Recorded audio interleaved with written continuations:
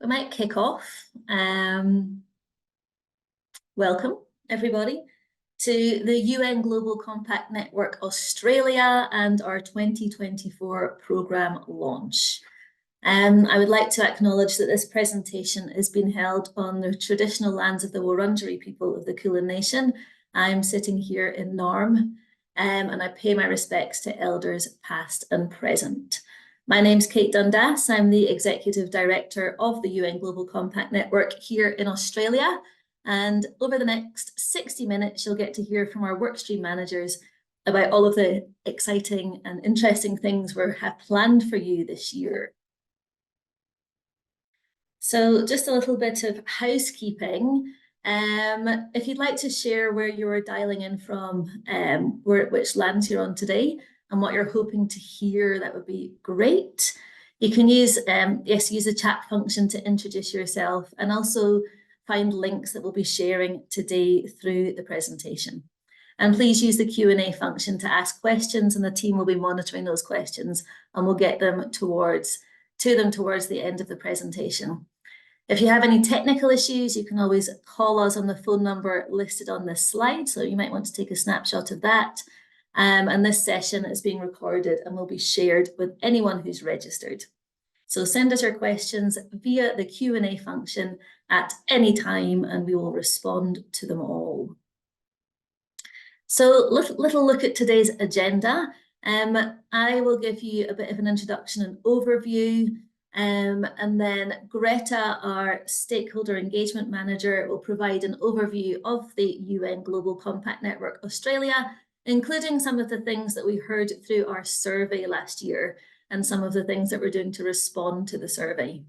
And then Julia will give you an overview of our work streams, and then you'll get detailed updates from our workstream managers, Evan, Chris, and Dan. So Evan will present on our environment and climate change offering, followed by Chris, who'll cover human rights, and then Dan, who'll present on sustainable governance. And then together we'll be able to answer any questions you may have. So we're here in 2024, in March. It's come quite quickly, hasn't it? Last year, 2023, marked the halfway point to the United Nations 2030 Agenda for Sustainable Development, a plan of action for people, planet, and prosperity embedded in the Sustainable Development Goals. As we see increased unrest across the globe, now more than ever, we need to redouble our efforts to deliver on the promise of sustainable development, peace and prosperity for all. We expect our participants to drive positive impacts across the 10 principles of the UN Global Compact. And today is an opportunity to see what we have in store for the year and how we can support you to advance your sustainability goals. In 2024, the UN will put on the Summit of the Future in September in New York. That will be a chance to bring world leaders together to forge a new international consensus on how we deliver a better present and safeguard the future. This once-in-a-generation opportunity will serve as a moment to mend eroded trust and demonstrate that international cooperation can effectively tackle current challenges, as well as those that have emerged in recent years or may still be over the horizon. We are likely to see a recommitment to the Sustainable Development Goals, so we have an opportunity to place Australia at the forefront of this movement. We need strong, at-scale private sector leaders ready to be ambitious, innovative, and to form partnerships for the goals, and that's where you all come in. One way you can do this is to sign up and commit to one of the 5 Forward Faster targets, and you can learn more about that at the Forward Faster Forum in April.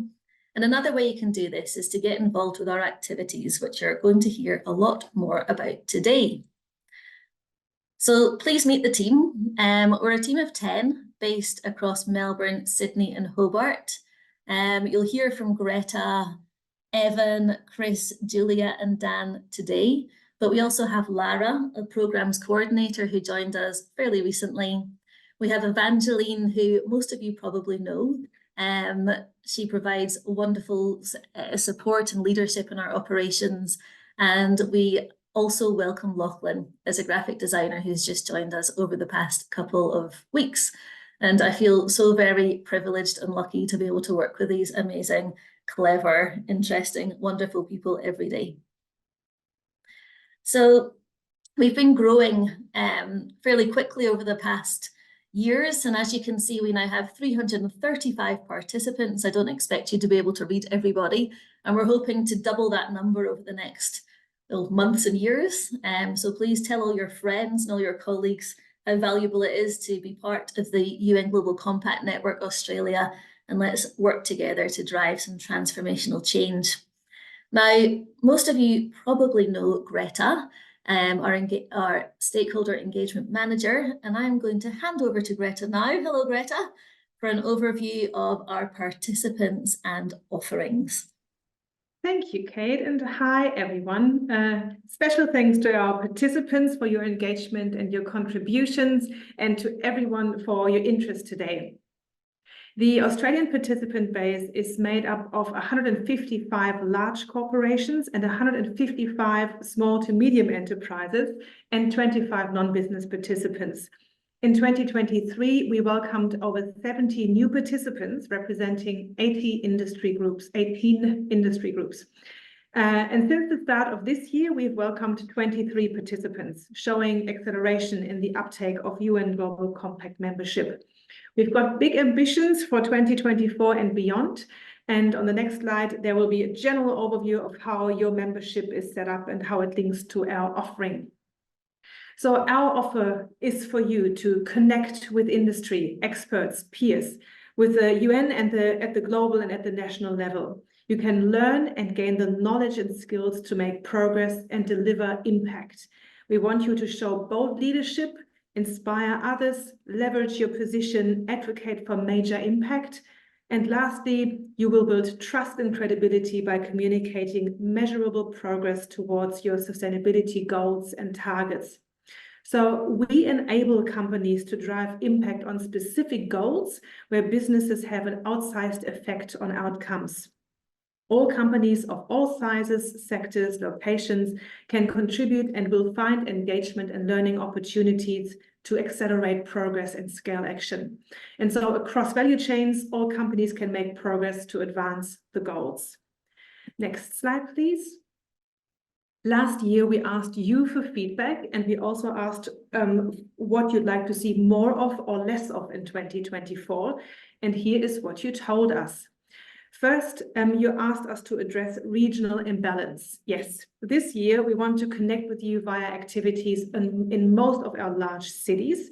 We've just returned from a networking event in Adelaide and look forward to meeting or reconnecting with you face to face. Second, enhanced support for SMEs. Our headquarters are focused on creating an improved value proposition for SME participants. As part of this, SMEs can join the Small Business Big Impact, a 6-step journey to drive sustainability and action growth learning program. In Australia, and I think the link is being shared right now. Thank you, Lara. In Australia, we will hold bi-monthly SME-focused virtual morning teas to hear directly from our SMEs about what is on their mind and how the UN GCNA can best support you. Third, increased practical engagement. We are creating 3 technical advisory groups to guide UN GCNA activities and ensure that we meet the needs of our participants and create positive impact. We are also creating a membership advisory group to focus on increasing membership value and engagement. This year will ensure that there is a focus on what is practical and actionable. And we will increase hybrid options to allow greater opportunity to join our often sold out in-person events. 4, strengthen networking opportunities. Networking events are planned for most major Australian cities, as just mentioned. Kate and I have started hosting monthly virtual SME and corporate morning teas, so that's alternating each month, which have a networking element designed into them. And we continue to offer our annual dialogues and will host a major conference in October. And number 5, communicate value proposition. We have refreshed our website to improve the user experience and to better communicate our value proposition. New academy information brochures have been developed, including helpful guides covering the offerings of this global digital learning platform. A reminder that all staff of all participating companies have access to the academy. And a greenwashing course, which is open for registration, will be presented to you on a local learning platform. So we are exploring options to use digital platforms to create active communities within the Australian local network. Thank you. A very, very brief glimpse at the global events this year. There's several forums and summits coming up. These all focus on accelerating the SDGs and on working with the business community on ambitiously advancing the private sector's impact on positive change. The global events page is being shared now. But let's talk about our local network offering. In Australia, we offer online, in-person, and hybrid events, as you will know. Here's an overview of confirmed major offerings. There is more. From a new course on greenwashing to our Forward Faster forum early next month, our annual dialogue on business and human rights, and to our conference, including our annual dinner, this year will cover a lot. The link to our local events page is being shared. And let's look at 2 more slides for our major in-person events before I hand over to Julia. We encourage Australian businesses to move forward faster by committing to ambitious targets and sharing positive stories of sustainability in action.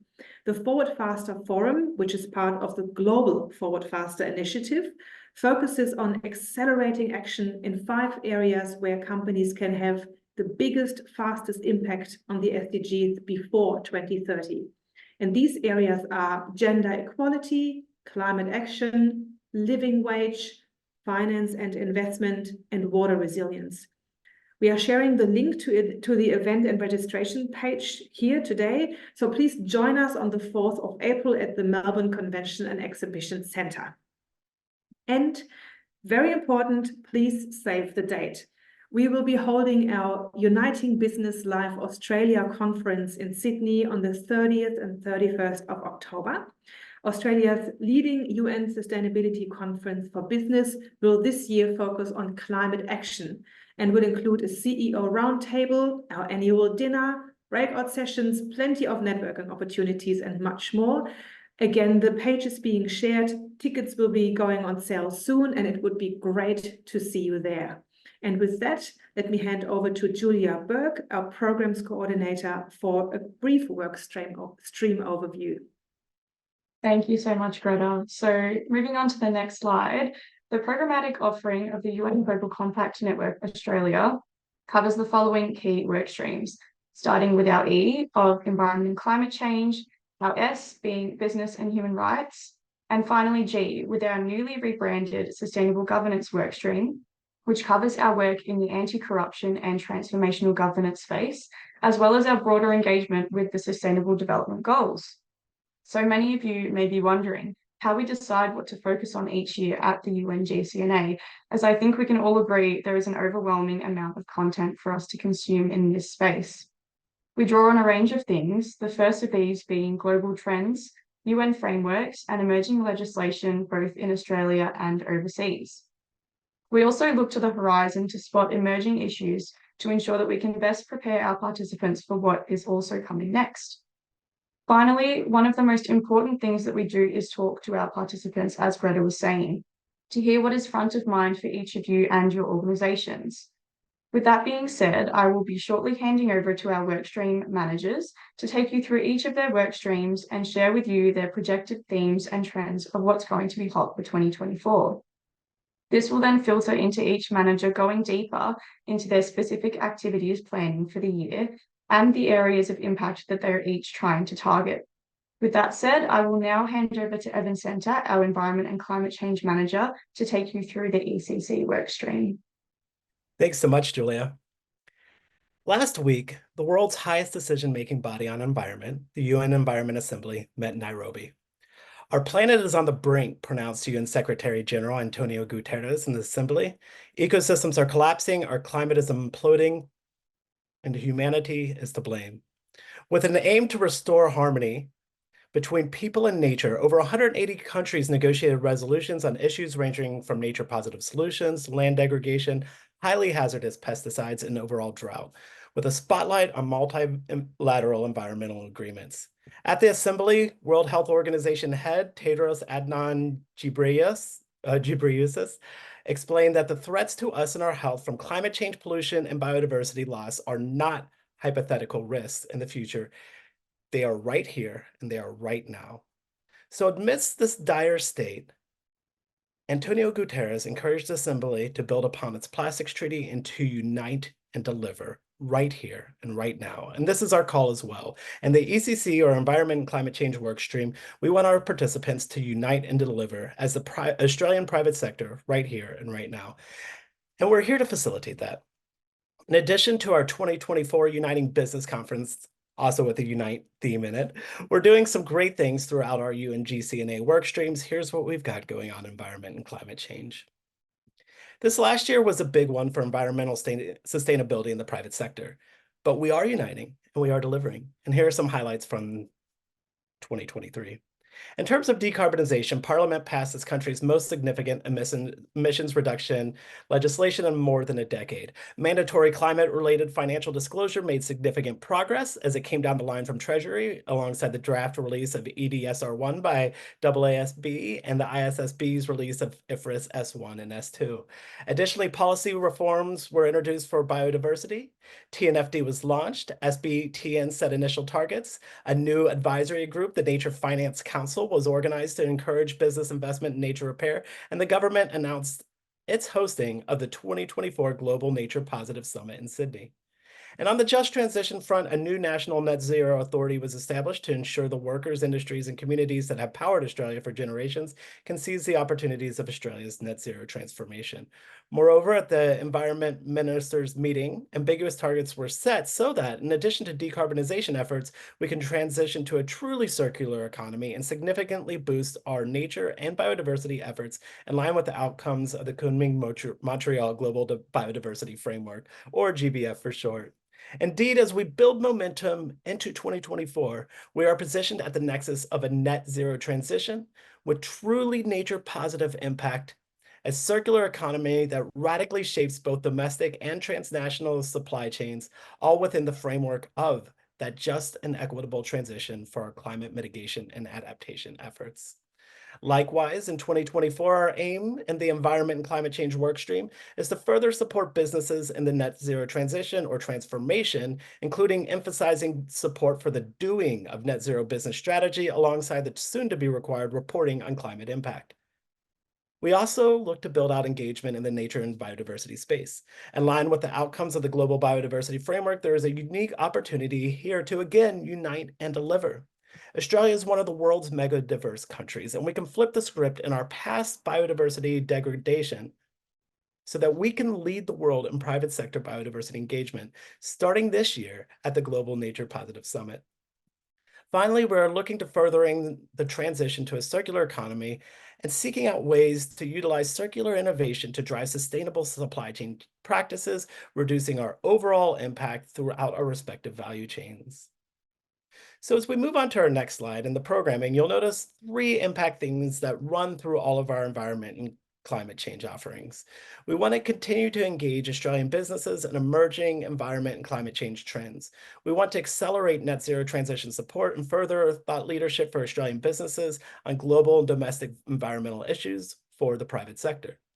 Likewise, you'll notice that we have this type of events, or these types of events, that can engage and connect our participants to those that are doing the coolest things in this space. We'll build off our successful networking evenings for circularity and biodiversity. We'll look to provide guidance and support for critical minerals and nature positive reporting. We're going to do some cool things. As we jump down to the bottom there, because I'll come back to the middle here in just a second, I want to talk about thought leadership. As we engage our participants, we'll continue to look at thought leadership at the cutting edge level with global environmental issues, including connecting with the larger UN network and decision makers, such as with big events like the UNFCCC's COP29 and the CDP's COP16 held shortly before that. Moreover, As we move on to the next slide, I'd like to highlight a couple of programs that we're using to support our participants in the environmental reporting space. First, you'll notice here we have our Advanced Climate Reporters Community of Practice. We've developed this as an outgrowth of last year's Advanced Climate Reporter Roundtable. This is an invite-only event, this community of practice, where our UNGCNA participants geared towards ASX 30 organizations and other leaders in the reporting space can gather together, work through some of the biggest problems that are facing advanced climate reporters, and then report back and see how we can develop that further. While, as I mentioned, this event is invite-only, we still have a couple slots open. So if your organization meets the aforementioned criteria of being an ASX 30 type or being an otherwise leader in the reporting space, feel free to get in contact with me and we can have a chat. Our first event is going to be hosted on the 21st of March, both in conjunction with and at the University of Melbourne. Second, for those of you who aren't as advanced in your reporting efforts, which I'd say are most organizations at this point, and you're looking to engage, we've got a fantastic offering. Building off the success of the last 2 years, we are delivering our 2024 Climate Ambition Accelerator, which will be delivered regionally for both Australian and Aotearoan businesses with extra support from scope in regards to scope 3 from ThinkStep ANZ, which is partnering with us as well. No matter where your organization is in their climate sustainability journey, the Climate Ambition Accelerator equips businesses to quickly deliver science-based emissions targets that are aligned with the 1.5 pathway of the Paris Agreement. In order to reduce emissions at scale, the Climate Ambition Accelerator supports organizations of all sizes, sectors, and regions, and that's been true throughout. This is our 3rd year. We've seen a lot of engagement, and we've been able to deliver a lot of really positive practices throughout that spectrum. And for those interested, we just started our recruitment. The deadline for signing up is in April, and we'll also be holding an information session from the global level soon, so stay posted. Now, spots are limited. It is helpful for participants only, and participation will be granted on a first and best dressed basis. So if you think this Climate Ambition Accelerator would be helpful to you and your organization, make sure to act quickly. In sum, there's a lot to do. And we need you to be part of what we're doing, whether it be signing up for the Climate Ambition Accelerator, attending and partnering with us on programming like our networking evenings and roundtables, or simply engaging in our online programming, peer-to-peer workshops, and fantastic Global Academy offerings. We need you to drive climate action with your team, and it is time right now to unite and deliver. So now, without further ado, I'll turn it over to Chris Caskey to discuss some of the exciting things his team is doing within the business and human rights programming. Thanks, everyone. Hand it over to you, Chris. Awesome. Thanks very much, Evan. So good afternoon, everyone. Wonderful to see so many people joining online. Welcome back for 2024. It's going to be a big one. For those of you who I haven't met, my name is Chris Caskey. I look after the business and human rights programming here at the UN Global Compact Network in Australia. I'm dialing in from Borragagal and Camaragal country this afternoon, so I'd like to pay my respects to elders past and present. Now, similarly to our environment and climate work stream, I thought it would be really useful just to give you a flavour of some of the trends that we are predicting for 2024, both in the domestic market and at the international level, and show you how that links to some of the programs that we're planning throughout the year. So the first one in the space is, of course, an increased regulatory movement that impacts the business and human rights world. And there's a number of things here. I think, firstly, pressure from overseas markets on due diligence expectations. And this is, of course, for companies within Australia that are selling into markets such as Germany or France, or any of these other countries that are now introducing their own due diligence requirements. This is now starting to, I suppose, cascade those due diligence expectations all over the world. And as you will have seen, everyone in the BHR space has been glued to LinkedIn and to the EU regulation website recently, watching the CSDDD proposal be delayed one more time, hopefully. It's a little easy, I think, to forget that the CSRD, the reporting directive that came into effect on 1 Jan this year, is being implemented progressively over the next few years. And it will require companies to indeed report on their material human rights impacts. And that means aligning with the UNGPs. And it's that alignment question, you know, we said it last year, we'll say it again, aligning your approach with some of those international standards, such as UNGPs or, of course, the OECD guidelines, is the best return on investment for building a resilient due diligence process in the face of a lot of this regulatory change. Of course, here in Australia, we're expecting the government to respond to the review of the Modern Slavery Act that was tabled in May last year.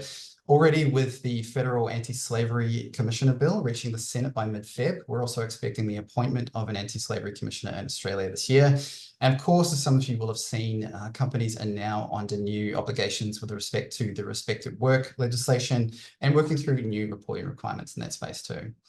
Finally, quasi-regulatory side, I'm sure my LinkedIn feed is probably a tiny bit biased, but I think we are seeing an increased role for the S, both within the sustainable finance space, so within the taxonomies that are being developed, but also more broadly within sustainability. I think there's been a bit of a growing recognition that it's been left a little bit behind as the E becomes more urgent. So we're seeing it front and center in things like refreshers for taxonomies, thinking mining standards, thinking GRI and the like.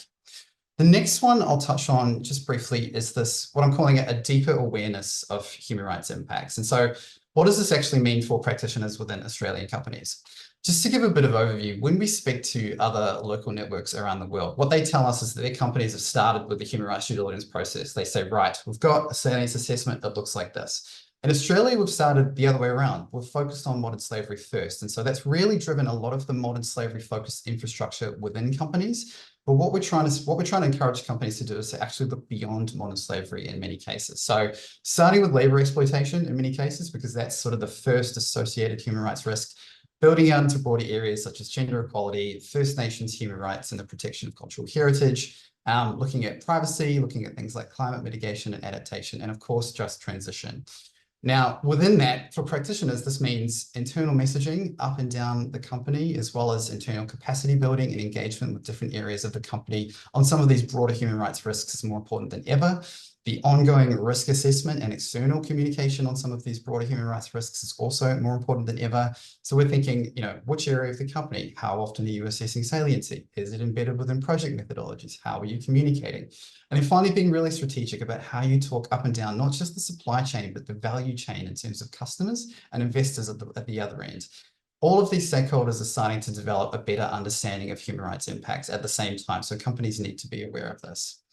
And then finally, my final trend for 2024. Now, there's much crystal ball gazing as to where the S and the ESG will go. But this is my hunch. I think, firstly, we're seeing an upwards trend at the international level for responsible businesses engaging in that public policy discussion. And this, of course, has its drawbacks. Obviously, in a capitalist environment, we don't want to give companies too much power, but there's certainly, I think, some promising instances where companies are starting to go over and above a strict compliance mindset and moving into a place where they can actually work with governments to show that the private sector is ready for some of this regulatory change. And I think the best way that we've seen mobilize some of that effort is through pulling together cross-sector coalitions, working groups that are coming together to solve some of these problems, of course, under strict compliance with competition law, to actually move beyond some of the talk shop into a bit more of a do shop that actually solves some of these problems. And one of these things I think it's very interesting is a focus on incentives. So when companies are especially sourcing from high-risk areas, or you're looking to influence practices on the ground, how can you use incentives to better drive practice in those spaces?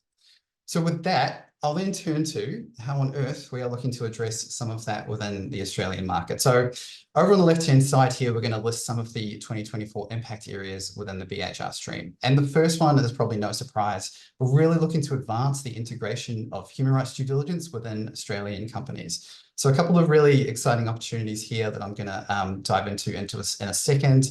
But firstly, just to reiterate, we will be releasing our human rights due diligence integration into Australia research. We're redoing it for 2024, which I'm very excited about. And we'll be launching that in August. The next priority area, I mean, as you can imagine, we're looking to expand the understanding of human rights risks beyond modern slavery. So, of course, continuing the MSCOP, that's not going anywhere. And we are going to have another dialogue in Sydney, which I'll expand on in a second, but as well as a new cross-sector labour exploitation and maritime shipping working group, which I will also expand on a bit more in a second. And then finally, working to activate that enabling environment for companies that really want to get involved in leading. Now, working with participants, number one, in the forward faster space, challenging them to stay up with the targets on gender equality and living wage, engaging companies on the protection and promotion of First Nations cultural heritage through our Darren Inland Business and Investor Initiative, and also mobilising companies, firstly through the MSCOP, but also through our new HRDD working group on the response to the review of the Modern Slavery Act. We think there's a really good opportunities for companies to really be driving something that's quite practical, but also progressive and moves the conversation forward. So we'll just jump to the next slide. Awesome. Okay, this is the bit. This is my baby. I'm very excited about this. So bear with me if I'm going on. Very, very excited to be expanding the human rights related working groups in 2024. So the first one here, human rights due diligence. We know it's a huge focus of participants, and I really want to be able to convene leading businesses that are working through and establishing a full-blown human rights due diligence process within their companies. I want this to be a centre of excellence for practitioners that are working through the real sort of nitty-gritty that's hard to get across the line within the company. So we'll be covering things like, for example, for salience assessments. What worked for you? Did you do it on a site basis? Did you do it on a division basis? Did you do it on a product basis, and how often? Or for example, for risk assessments, how did you go about integrating control mechanisms, especially where you had pushback from some other stakeholders within the business? How did you get human rights considerations into the risk appetite statement? And how did you build that into your operational risk management framework? So this won't be for everyone. It's only for those companies who are sort of really in the weeds, so to speak, and are interested in sharing what they learned within their own companies, but also about learning from others. So this won't be one of those calls where you can jump on and jump off camera. We're going to have everyone working together through this one. It will be for participants only, so we won't be inviting civil society groups or consultants into this one, but we will be looking to bring them into the working group where appropriate. And finally, we will have expressions of interest for the 2024 cohort for the HRDD working group go live next Tuesday, the 12th of March. Secondly, maritime, sorry, back to the previous one. Sorry, Amelia, one more. Secondly, some of you may remember a couple of years ago, we conducted some primary research speaking to seafarers on board ships within Australian ports, just to understand their experiences and, and provide a bit of business guidance as to what that experience looks like. After having a number of discussions with companies in the participant space, but also some other actors in this area, we thought it would be a really good idea to replicate that model and actually bring together businesses that are looking at understanding what labour exploitation within maritime shipping looks like. So this one will be a similar format, but we're going to be multi-stakeholder for this. So thinking things like bringing in unions, bringing in AMSA, bringing in some of the seafarer welfare organisations to say, how are companies engaging with their shipping suppliers? Do they understand their shipping supply chain? Have you got due diligence in place with your freight forwarders and other suppliers? Which questions did you ask them, and what actually worked? A couple of our large participants, which I'll announce shortly, are going to be helping us lead the programming for this, which I'm very excited about. Again, we'll be expecting participants to be working through these issues. So it's not going to be one of those ones where you can just dial into. And again, expressions of interest will go live next Tuesday, the 12th. And then finally, very quickly, we will be launching some business and human rights capacity building sessions in 2024 as well. So this is something we've done informally in the past on a case-by-case basis with some companies, but we really wanted to formalize it and have it as something that's open to everybody. So just short 1 hour sessions. If you're looking to bring someone into the company to talk to maybe marketing, legal, risk, procurement, whoever it is, about the basics of a human rights due diligence process, more than happy to do so. And we can work through that as we go. Now we can move on to the next slide. Sorry, Amelia.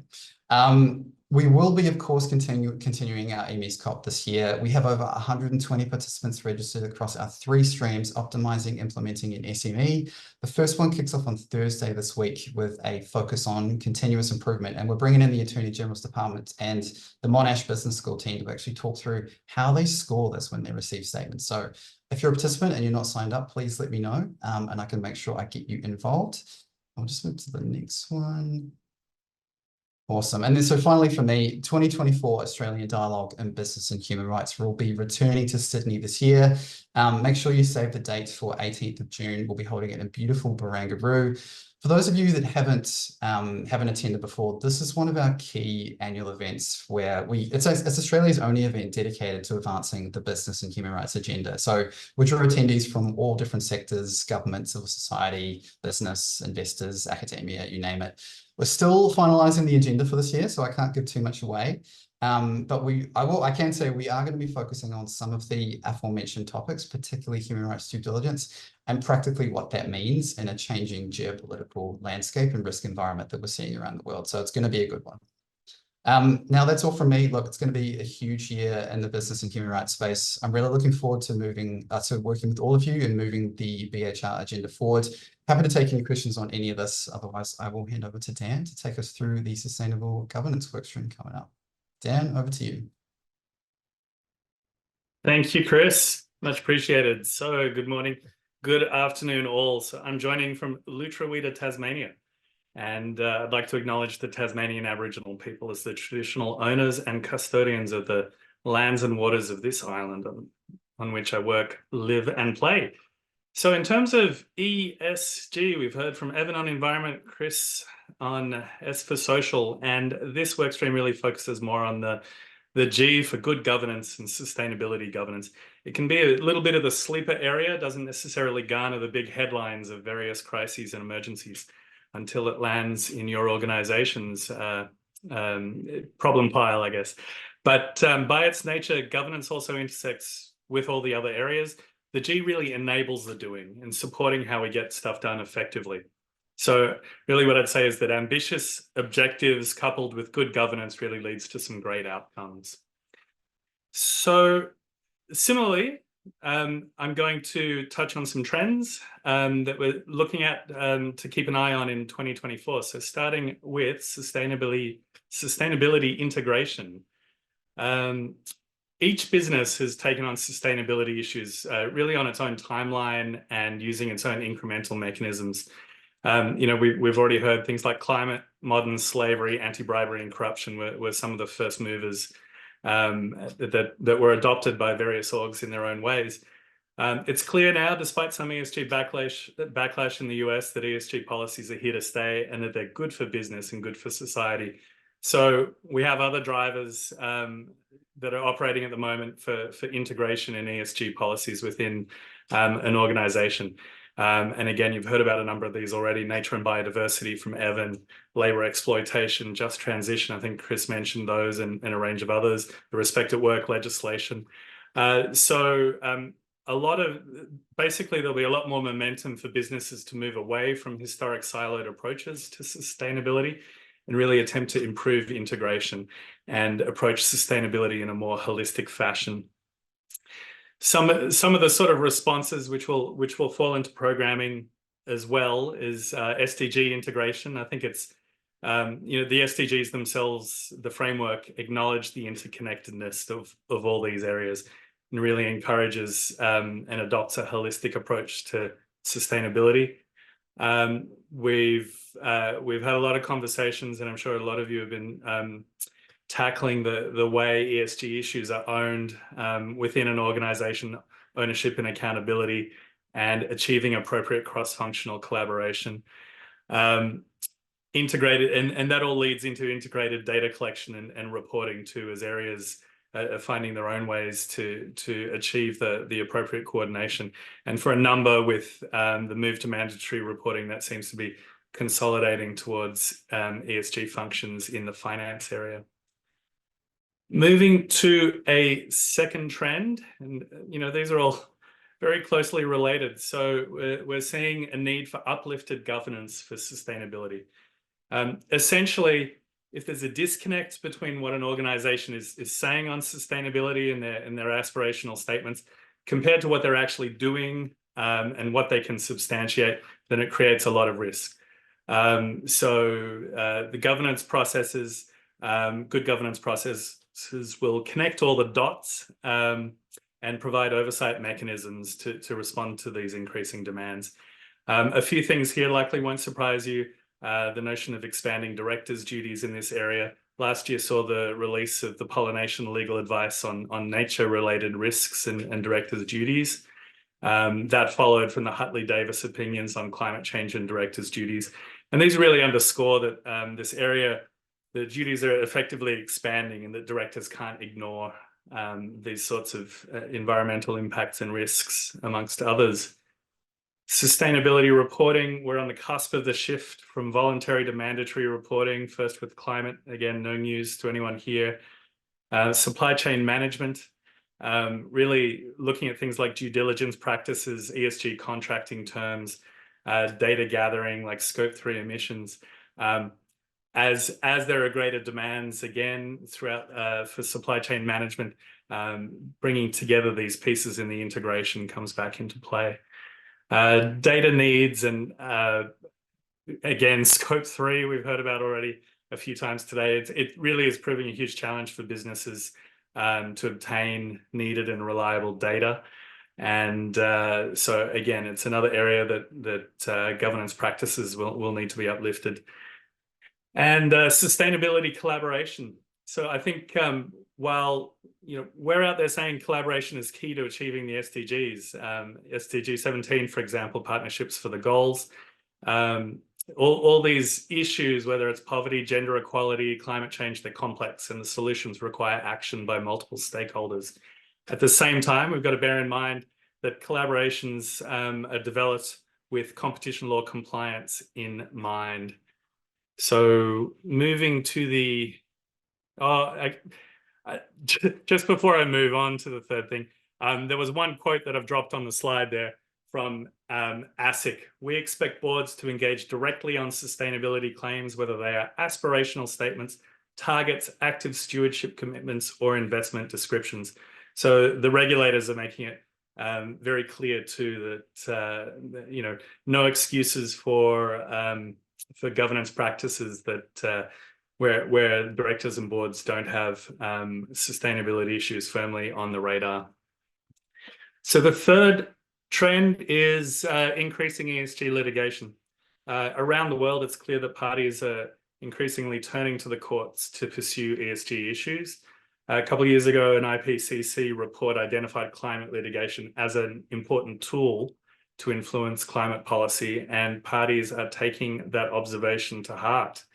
So one recent assessment identified about 200 new climate change cases globally last year, and Australia is one of the more active jurisdictions. Cases have been launched against both governments and businesses, and that's sort of the risks and the opportunities, I guess, in this area increase with new legislation and regulatory priorities in ESG. Combating foreign bribery bill was just passed last week. Greenwashing is an enforcement priority of ASIC and ACCC, and the Senate inquiry is currently considering whether law reforms are needed there. So just to underscore this point, in the last several days, we've seen some really big developments in ESG litigation, some interesting cases. For example, the New York Attorney General, Letitia James, just launched proceedings against the US arm of JBS Group, which is the largest producer of beef products in the world, essentially alleging greenwashing in its net zero commitments. ASIC also succeeded in a federal court appeal against ACBF in a blackcladding case. So this is one under the S for social, where the court found that the insurance provider misrepresented to Aboriginal consumers that it was Aboriginal owned or managed when that wasn't the case. So bearing those trends in mind, we can move on to, again, some of the activity areas in this work stream for 2024. So the first one is leveraging, continuing work to leverage the SDG framework in Australia. So multi-stakeholder engagement, we're working with like-minded organisations and parties to continue seeking domestic implementation of the SDGs. And the Beyond 2030 piece is interesting. It's quite the realisation that we're in 2024 already, and Agenda 2030 wraps up in just 6 short years. So the conversation is starting internationally amongst member states about what happens to the SDGs beyond 2030. And we certainly want to see them continue in some form. The SDG Ambition Accelerator, we're planning for that to return to an Australian specific delivery late in the year. Again, enabling companies to take that sort of holistic approach to sustainability across their operations. And sustainability reporting, it remains a hot topic. Doesn't matter which work stream, we're all tracking the developments, participating in the various consultations that are ongoing, moving towards climate reporting as the first cab off the rank, but all very aware that you as participants want to be kept up to date on what's happening in the sustainability reporting space. So moving to the second area, it's advancing sustainability leadership and governance practices. So we work with New York and Global Compact Office there on a range of initiatives that aim to support the C-suite across all sorts of sustainability issues. I've set some out there. Transformational governance is another New York initiated work program. And they've released a toolkit, which will be rolling out in more detail this year. And that really encourages a proactive approach to ESG issues beyond mere legal compliance. So there's some exciting developments there. We'll certainly continue the work to address the challenge of greenwashing and ESG washing. So we're engaged with government and regulators, including the Senate inquiry into greenwashing. And I'll circle back in a moment to the course that we're launching shortly. And research on competition law implications of sustainability collaborations. I touched on that just in the sort of trends and what's coming. I think we had a very helpful consultation session. Thank you to the participants who joined last week to start gauging the issues there to ensure that competition law doesn't act as a barrier for sustainable agreements and collaborations. So again, ACCC is working internally on preparing some guidance. We're engaged with them and aiming to support the business community to navigate that space effectively this year. So moving to the third impact area, improving the understanding of anti-bribery and corruption. So this is an evergreen priority for us. The multi-stakeholder forums, bringing parties together, governments, business, civil society, etc. You know, for those who've been with us for eight years now for the anti-bribery, the Australian Dialogue on Bribery and Corruption, we're developing an updated format for this year. So to meet the needs of that audience who's been with us all along the way, and expanding out the offering to cover move beyond strict legal compliance and incorporate some of those transformational governance principles I mentioned. So stay tuned for more details on the updated format. And also a lot of our work is around the Bribery Prevention Network as the host organization for that, which I will circle back to in a moment. So again, picking on a couple real highlight pieces for this workstream this year. Greenwashing, time to stop the spin cycle. So this is our course that we're really excited about, kicking off next week. The term greenwashing has really been on everyone's lips in the last year or so. So this course is a collaboration between us with Kahoot and Salter Baxter, bringing together a range of experts and fantastic content, which is really tailored towards marketing and communications professionals. But having said that, we think it'd be great for all ESG staff or other professionals with an interest in this area. So it's a multimedia online course, largely self-paced during a 2-week window starting next week. We estimate about 8 hours over 2 weeks. And like I said, the content I think is fantastic. We've got content from the ACCC, from a number of businesses and participants who've wrestled with these issues, how to deliver a positive ESG narrative and effective narrative without straying into regulatory compliance issues.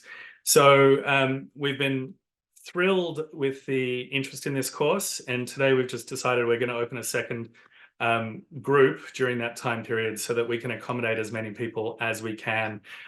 So I encourage you to sign up. I think it's 2 more days. Registration's closing on the 7th. The way things are looking now, we will aim to deliver additional sessions later in the year. But certainly a discounted rate available for participants, and I hope to see a number of you online involved in that course. And so turning back to the Bribery Prevention Network, you know, this is a flagship piece of work, a partnership, as I said, between governments, civil society, and businesses.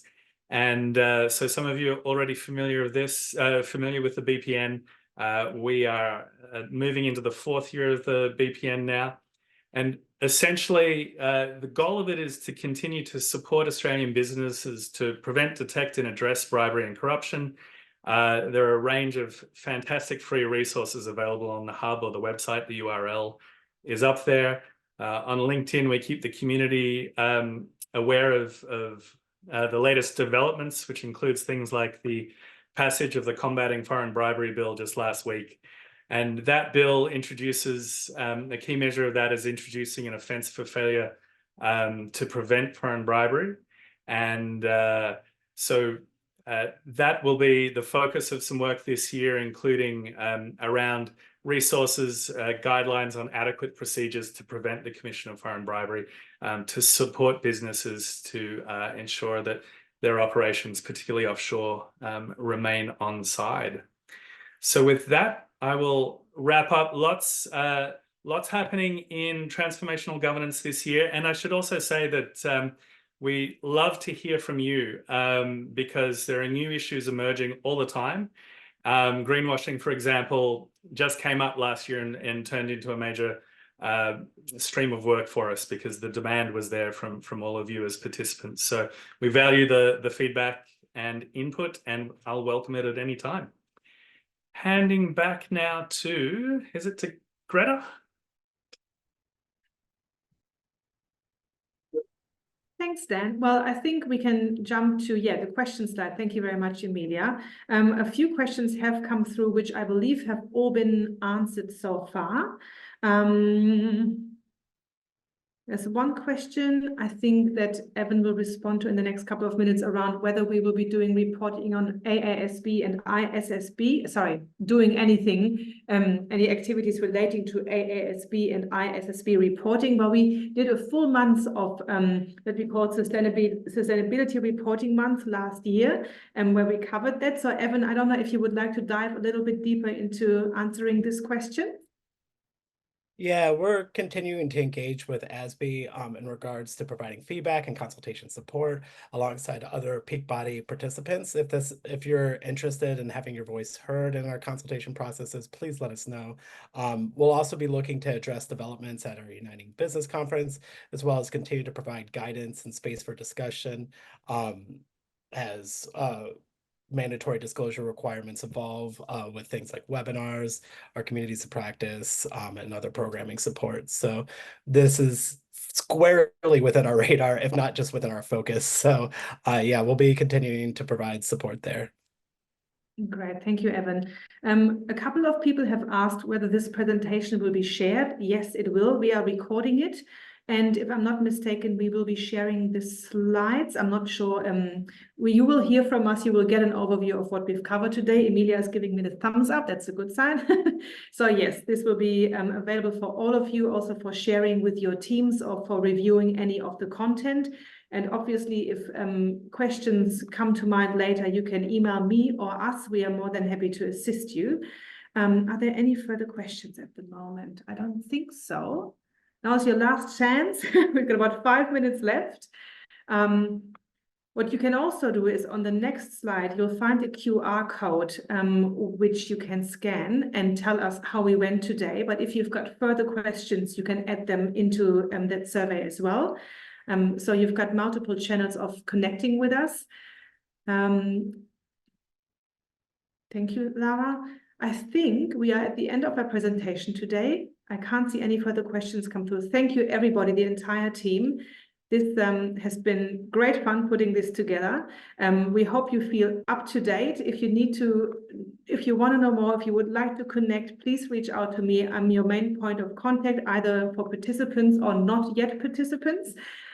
We will look forward to connecting with you throughout this year, and hopefully to see you, seeing you at the Melbourne Convention Centre on the 4th of April for the Forward Faster Forum, apologies, and at the end of October and for our Sydney conference at Jones Bay Wharf. So thank you very much, everybody, and have a great day.